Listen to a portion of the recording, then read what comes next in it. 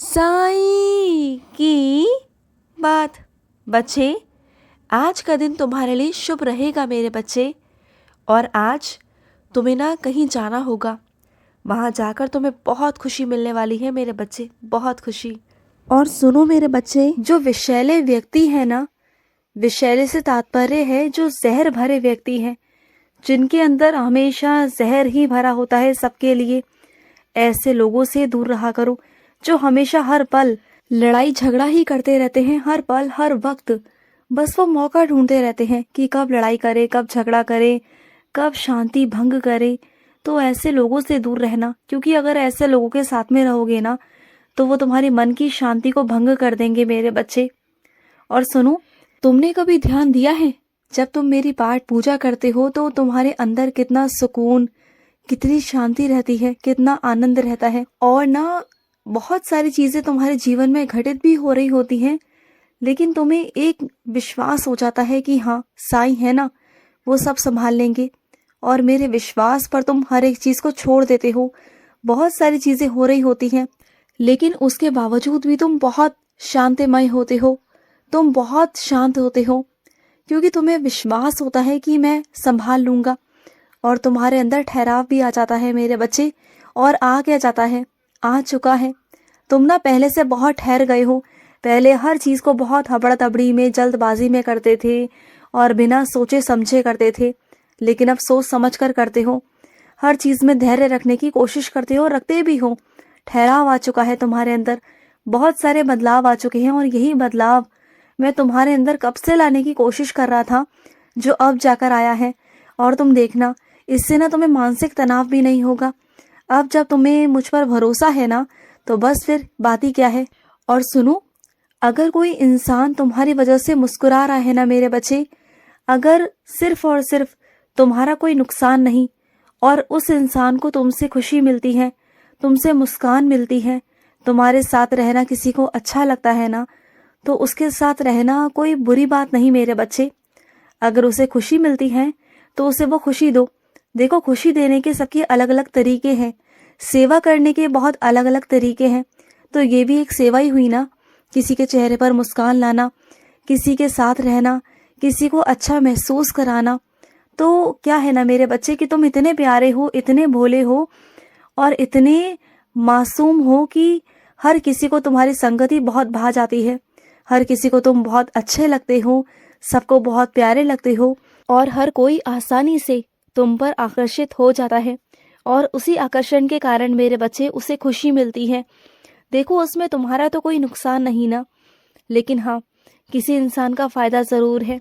और अगर तुम्हारी वजह से किसी के चेहरे पर मुस्कान आती है ना, तो मुझे नहीं लगता कि इसमें कुछ गलत है। तुम्हें लगता है क्या? हाँ, मैं हमेशा कहता हूँ ना कि अपनी बातों को चार दीवारी में ही खत्म कर दिया करो। अब देख लिया ना, तुमने वो चार दीवारी की बातें इतने लोगों तक फैला दी कि अब वो रिश्ता टूटने तक पर आ गया मेरे बच्चे, टूटकर बिखरने तक पे आ गया।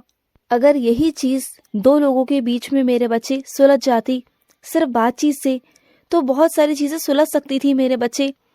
अब क्या है ना, अब वो बात चार दीवारी के अंदर नहीं रही, अब वो दुनिया में फैल चुकी है मेरे बच्चे। और जो बात दुनिया में फैल जाए ना, फिर वो दुनिया की हो जाती है, संसारिक हो जाती है, सामाजिक हो जाती है। फिर 10 तरह की मुंह और 10 तरह की बातें। फिर कितना तुम संभाल पाओगे, कितना कर पाओगे? मैंने तुमसे हमेशा कहा था कि अपने घर की बातों को सिर्फ अपने तक रखो, उसे बाहर मत जाने दो। लेकिन तुमने कोशिश की, मुझे पता है, लेकिन सबसे तो मैं उम्मीद नहीं कर सकता ना। तुमने कोशिश की अपनी तरफ से, पूरी पूरी कोशिश की कि कुछ बात वहां तक ना पहुंचे, ना हो, लेकिन हो गई। और वो बातें इतनी फैल चुकी हैं कि अब रिश्ता टूटने तक पर आ चुका है मेरे बच्चे। इस कगार में खड़ा है कि शायद अब एक दूसरे की शक्ल देखना भी एक दूसरे को गवारा नहीं है। लेकिन तुम चिंता मत करो, अब भी मैं चाहूँ ना तो बहुत कुछ समेट सकता हूँ, बहुत कुछ बना सकता हूँ। विश्वास रखो मुझ पर। आज बस तुम मेरे साईं सा चरित्र का एक अध्याय पढ़ना, जो भी मैं तुमसे कहूँगा वो वाला अध्याय पढ़ना, साईं सा चरित्र को खोलना, और जो भी अध्याय तुम्हारे सामने आएगा वो अध्याय पढ़ना। तुम्हें समझ में आ जाएगा कि मैं तुम्हें क्या समझाना चाहता हूँ। और वो सब भी मैं बचा लूंगा, वो रिश्ता मैं बचा लूंगा मेरे बच्चे।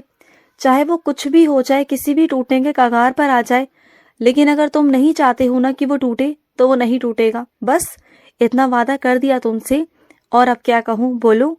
इतना सब कुछ तो तुम्हारे लिए करता हूँ और आगे भी करता रहूंगा, हमेशा करूंगा। तुम्हारा साथ तो मैं हमेशा हमेशा से देता आया हूँ और देता रहूंगा हमेशा। जब भी तुम मुझे पुकारोगे ना, कभी झिझकना मत, अपने साईं से मदद मांगने में, सहायता मांगने में कभी झिझका मत करो।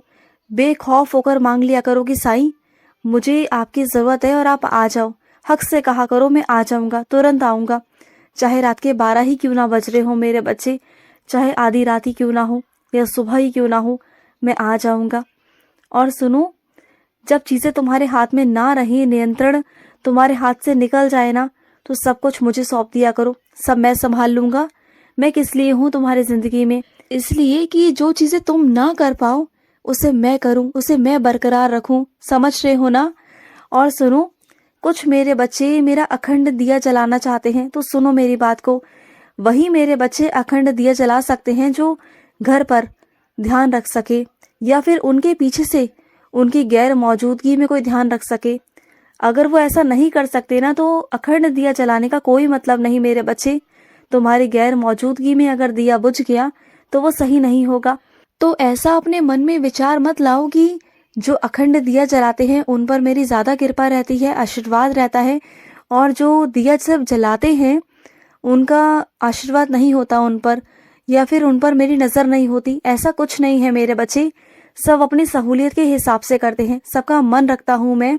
अगर कोई मेरा बच्चा अखंड दिया जलाना चाहता है तो वो ध्यान रखता है, और अगर वो ध्यान नहीं रखता तो जितना वो घी डालता है उसमें उतना वो जल जाता है। बस और क्या बात है मेरे बच्चे, बात तो दोनों बराबर ही हुई ना। तो इतना क्या सोचना मेरे बच्चे, इतना मत सोचा करो। और सुनो, जब तुम मन ही मन मेरा नाम जाप करते रहते हो ना चारों तरफ, जब तुम खाना बनाते हो तब मेरा नाम जाप करते हो, जब स्नान करने जाते हो तब भी मेरा नाम जाप करते हो, मुझे बहुत अच्छा लगता है। और जब वाहन चलाते हो ना तब भी मेरा नाम जाप किया करो। वाहन चलाते समय मैं हमेशा तुम्हारी रक्षा करता रहूंगा, और करता भी हूँ। तुमने कई बार देखा है ना, कितनी बार कितने संकटों से मैंने तुम्हें बचाया है, कितनी दुर्घटनाएं घट सकती थी तुम्हारे साथ, कितनी दुर्घटनाएं। लेकिन जब जब तुम मेरा नाम लेकर वाहन चलाते हो तो तुम्हारी रक्षा होती है।